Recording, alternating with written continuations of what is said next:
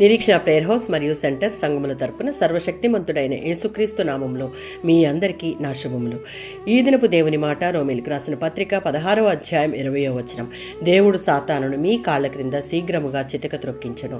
రోమీయులకు రాసిన పత్రిక 16వ అధ్యాయం 15 నుంచి 20 వచనాలలో సాతాను అబద్ధ బోధకులు సంఘంపై ఎల్లప్పుడూ దాడి చేస్తారు. రోమాలోని విశ్వాసులు మెలకువగా ఉండి అబద్ధ బోధకుల నుండి తొలగిపోవుడని పౌలు వారిని హెచ్చరిస్తూ ఉన్నాడు. దేవుని యొక్క సార్వభౌమత్వం మానవ బాధ్యతల మధ్య ఎంచుకోవడానికి ఉన్న సంబంధానికి మాదిరిగా అంధకారంతో మన యుద్ధంలో మనం జాగ్రత్తగా ఉండాలి. కానీ చివరికి విజయం మనదేనని నిశ్చయత ఇవ్వబడింది. సాతాను మన విశ్వాస యాత్రను దేవునికి ఇష్టమైన రీతిలో కొనసాగిస్తూ ఉన్నప్పుడు ఆటంకపరుస్తూ ఉంటుంది. దానిని ఎదిరించే శక్తి దేవుడే ఇస్తాడు. యోహాను సువార్త 8వ అధ్యాయం 44వ వచనం. యూదులు శారీరకంగా అబ్రహాము సంతానం, కానీ ఆధ్యాత్మిక విషయాలలో సాతాను పిల్లలుగా మారిపోయి వాడికి లోబడి వాడు తలంచే క్రియలనే చేసేవారిగా అయిపోయారు. యేసు ప్రభు పట్ల వారి ప్రవర్తనే ఈ విషయాన్ని బట్టబయలు చేసింది.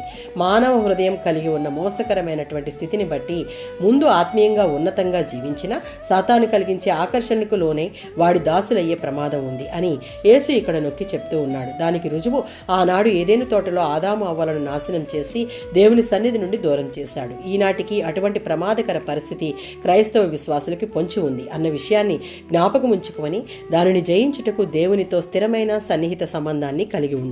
దానికి రోమీయులకు రాసిన పత్రికలో చెప్పినట్లుగా పౌలు సత్యమైనటువంటి వాక్యాన్ని ధ్యానిస్తూ మన హృదయంలో దానిని పదులుపరుచుకోమని చెప్తూ ఉన్నారు. దానిని బట్టి ఏది సత్యం ఏది అసత్యం అని వివేచించే జ్ఞానాన్ని పరిశుద్ధాత్ముడు మనకు దయచేస్తాడు. సాతాను ఎన్ని ఆకర్షణలు మన ముందు ఉంచినా మనం వాటికి లోబడము సరికదా.